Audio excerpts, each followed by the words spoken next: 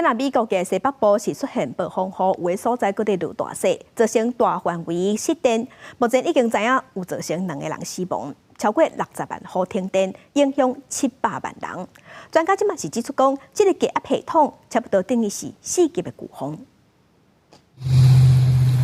伫咧大风雨先过了，真侪树仔规丛被淹倒，一寡车冒险对树仔骹驶过。这场强烈的大风雨自19号开始影响北美，强风大雨搁落雪，和华盛顿州有超过60万户无电，加州有15000多户失电，影响太平洋沿岸各州700万的居民。We had some trees come down, and a lot of things blew around, but we did okay. Yeah. Nothing major.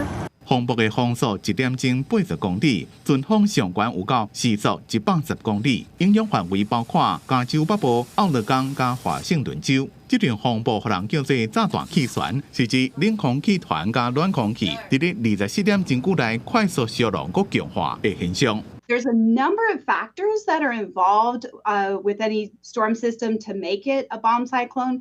But really, the most frequent thing that we see is when we have some stronger cold air being pulled into a warmer system. 炸弹气旋唔但是美国西海岸，也有可能发生伫咧西北太平洋加北大西洋。华盛顿邮报讲，根据自1940年代以来大气压力资料显示，这场风暴是有记录以来上强的11个风暴，上计中心气压的强度差不多是4级飓风。